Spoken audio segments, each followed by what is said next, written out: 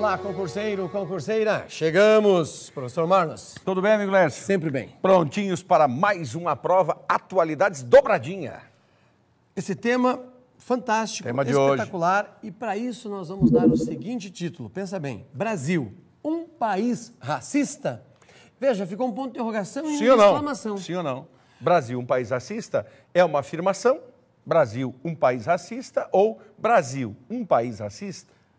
Temos as duas possibilidades, Lércio. Mas por que temos essa dúvida, entre aspas? Bom, eu entro nessa palavrinha mágica aqui, que de mágica não tem nada e de triste tem muito. O Brasil oferece um racismo velado. Para você que nos acompanha, essa é uma temática especial para concursos públicos, para vestibulares e dentro do próprio aspecto do Exame Nacional do Ensino Médio, quanto à diversidade, a diversidade étnica, a diversidade racial. A biologia nos diria com toda a propriedade que raça só há uma que é a raça humana. Mas a partir daí temos as disfunções. E é importante que você nos acompanhe nesse programa de hoje, nesse comentário, para que nós aqui coloquemos à luz da lei também e de alguns exemplos como se deve proceder para a escrita de um texto que venha a ter grande resultado no exame a qual você o submeter. O professor Marlos lembrou muito bem.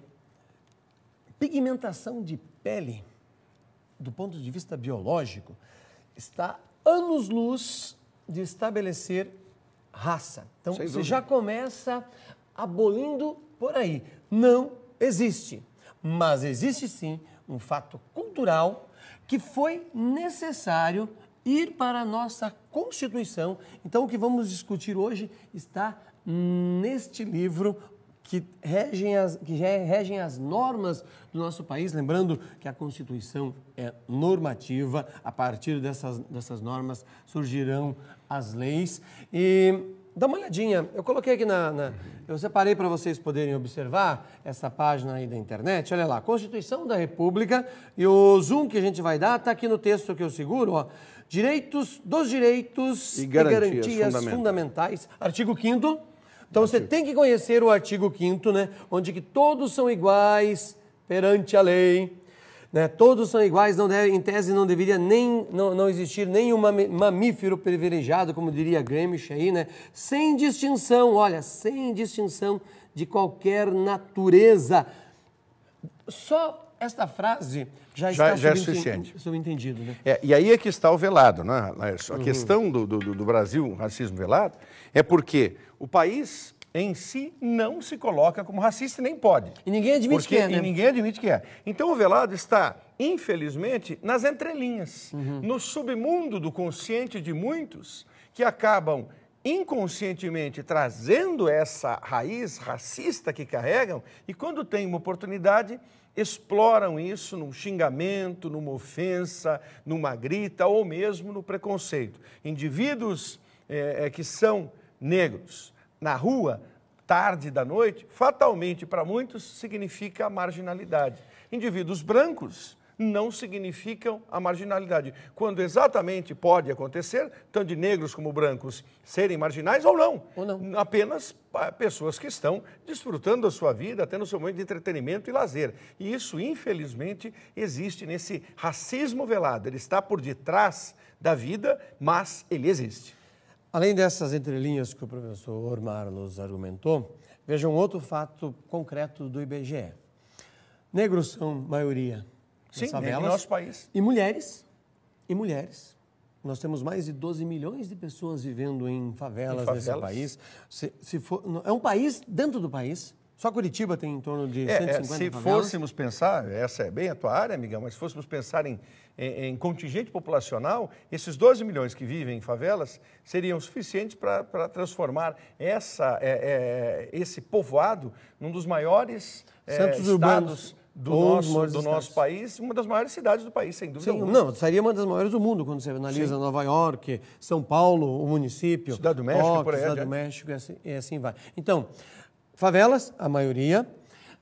Nas penitenciárias é um número muito parecido, mas depois a gente vai discutir que até quando... Vamos falar isso já. Quando o IBGE sai de 10 em 10 anos, fazendo o censo, aquele que faz-se a contagem completa da população, trabalha-se com a seguinte ideia. Chega lá o indivíduo com aquela, hoje é eletrônico, né, com aquela maquininha, pergunta o nome da pessoa, censado, e a primeira cor, e daí é um dos próximos passos. Isso a cor.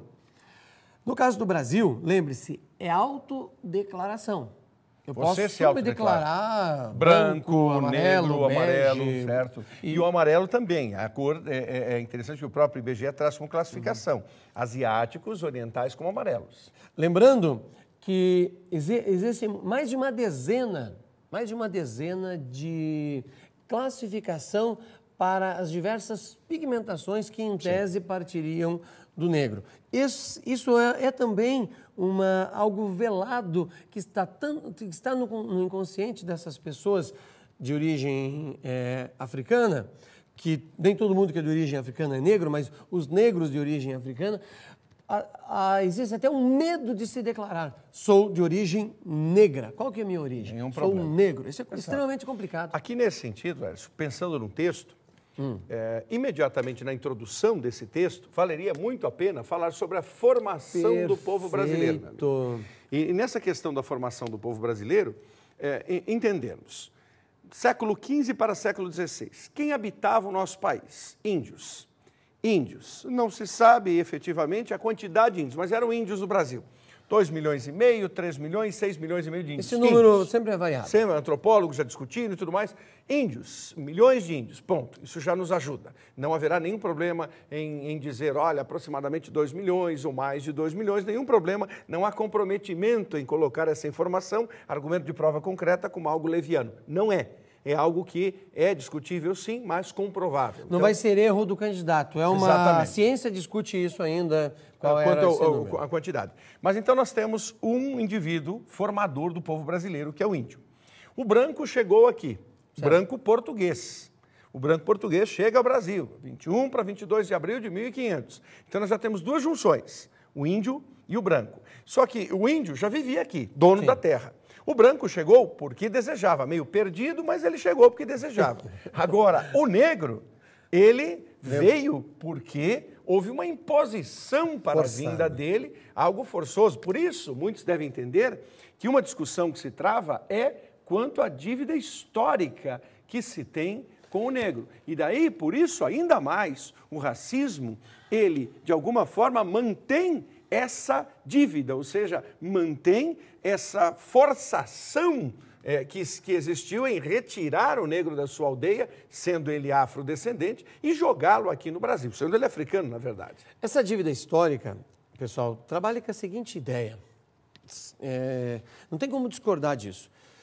Você, eu, Sr. Marlos, cada um de nós, independente da nossa posição, sendo ou não racista, repito, as pessoas não admitem, mesmo aqueles que são, recebem todo o benefício do trabalho escravo.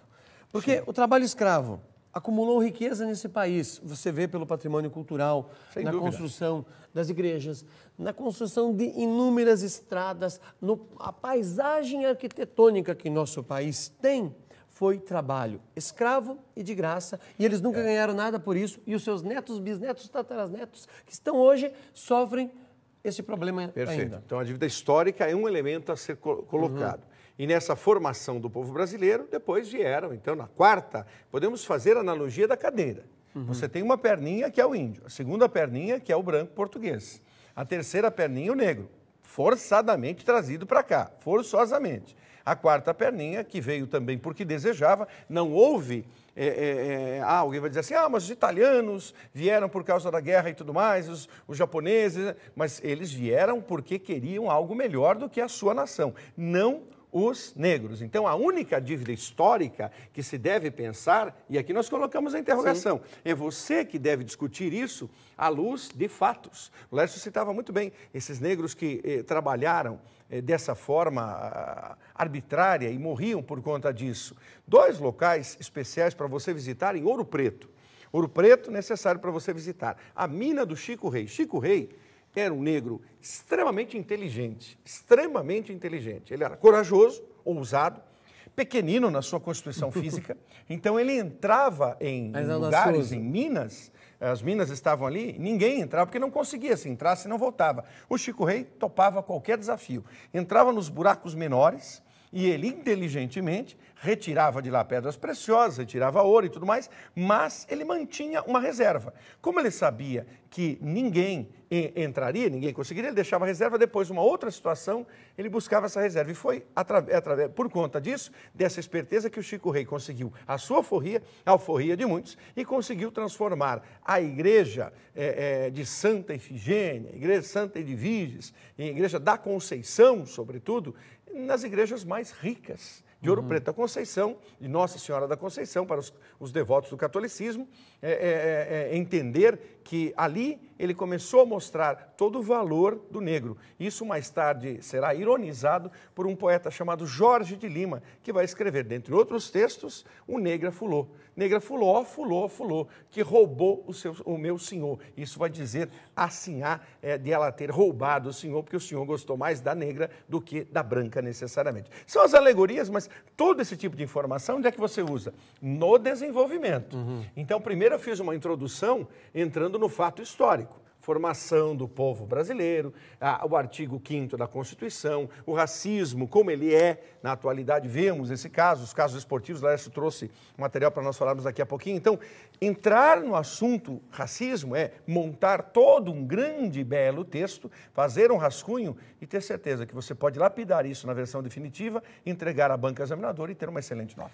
Deixa eu mostrar para eles, então, uma página oficial, sem comprometimento de governo. A gente vê que o IBGE já brigou com todo, de Fernando Henrique, sim, a Dilma, ele sempre tem conflitos, então é uma página oficial. Veja lá esta página aqui que a gente separou para vocês do IBGE, que traz aí, ó, Brasil 500 anos. Essa página foi construída para os 500 anos, mas ela é muito interessante pelo seu título. Olha ali, ó, Território Brasileiro e Povoamento. Negros, população negra no Brasil. Tem todo um texto para você analisar, né? De um lado, o africano se tornou ladino, questão dos crioulos, mulatos, pardos, e caboclo, e tem aqui as fotografias de alguns. A história segue de 1872, que é o nosso primeiro censo, tá? Que é o nosso primeiro censo. Argumento, claro, de prova concreta e de autoridade. Saber, vamos lá, século XIX. Não vai lembrar a data, mas século XIX. A informação do professor Laércio é fundamental. Anote, por favor. Século XIX, o primeiro censo. E também é fácil, entre aspas, é fácil gravar, porque você não vai ter esse outro conflito. 1872 é o primeiro censo. Não tinha contagem antes em nosso país de ir ponto a ponto. Aí, o IBGE coloca esse gráfico muito fantástico para ser analisado. Ele é atual, embora esteja parando aqui em 91, mas a ideia é a mesma, tá? Olha só, a percentagem de brancos, a percentagem de pretos, a percentagem de pardos. Veja que só aqui você já tem dois termos diferentes para branco, para preto, já tem aqui uma separação nesse instante. Note que ela deu um salto, Marlos, olha que interessante. Sem a dúvida. partir dos anos 60, nós temos, quando você vai passando o cursor, como estou fazendo aqui, ó, o IBGE vai te dando dados. É uma página muito bem feita que você tem que estudar. É assim que você vai ampliar a sua redação. Note que a partir dos anos 60 dá um salto. Não foi porque passou a nascer mais negros em nosso país. É a questão da declaração. E a gente vê que a partir do censo passado, de 2010, a população negra do nosso país é mais de 50%. Nós somos um país de minoria branca. Minoria branca. E nessa questão da passagem dos séculos, a literatura, eu também sugiro, Laércio, que o nosso candidata, busque como argumento de autoridade alguns literatos. Então você pode observar, por exemplo, textos que tratam de engenhos. Menino de Engenho é um grande exemplo, José Lins do Rego. Trata daquele convívio com os negros e depois a falência dos engenhos, como o Santa Fé e o Santa Rosa, o Santa Fé mais especificamente, e a partir dessa falência, por quê? Porque a mão de obra foi embora. Ficavam apenas, isso é bem claro no texto de Zé Lins, que ele escreve Fogo Morto, Menino de Engenho, obras da sua trilogia que tratam dessa dificuldade dos engenhos de cana-de-açúcar na Paraíba e em Pernambuco. Necessariamente, algumas negras não saíam de lá, ou alguns negros não saíam do engenho, embora houvesse essa liberação, porque não sabiam mais o que fazer. Então, a abolição da escravatura no Brasil foi algo também equivocado, não porque não deveria ter acontecido, mas além de simplesmente assinar uma lei, como se deu, a abolição deveria ter sido acompanhada de um programa, de um projeto que inserisse esses negros e os aculturasse. Então, as dívidas históricas, não é uma dívida, as dívidas históricas são grandes. A alforria foi dada, então está livre. Está livre, mas vai fazer o quê? Nesses mais de 100 anos que nós temos de, entre aspas, abolição, mas na realidade não foi abolição, o termo correto seria abandono. Sim, sem dúvida. Eles foram abandonados e enquanto a chamada população branca recebia benefício de saneamento básico, benefício de saúde, benefício de escola, e está mais do que provado, vários autores trabalham com isso, um exemplo simples. Uma criança que vê na casa revista, jornal, livros, tornar-se-á um leitor no futuro. Sem dúvida. Essa população negra, seus filhos e seus netos, não tinham condições de ter jornal, livro e saúde. Então, dificuldade de escolarização. Portanto, a história se perpetuou. Retomando a literatura, outra obra um pouco anterior a Menino de Engenho, a Fogo Morto, O Cortiço, de Aloysio Azevedo, de 1890. A figura de Bertoleza demonstra isso. A polêmica de Bertoleza, depois que ela descobre que João Romão, o vilão da história, que atipicamente se dá bem, vence na vida, João Romão falsificou uma carta de alforria, ela se considerava alforriada e nunca fora.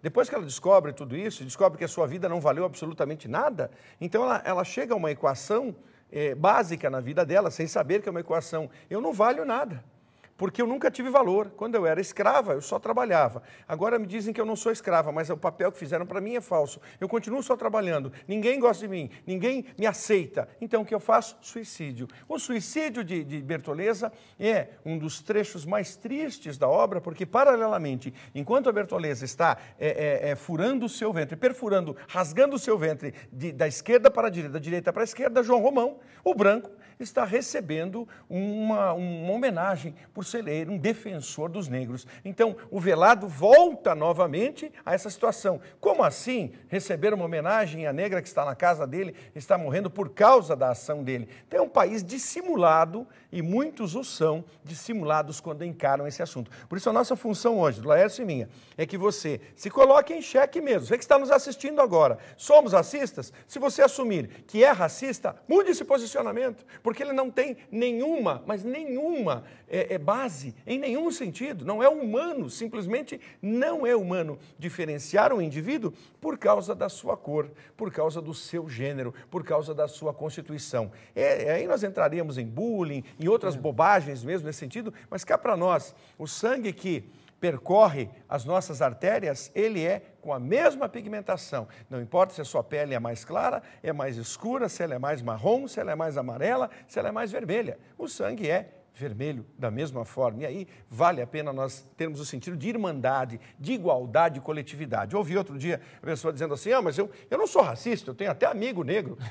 Esse até que você coloca,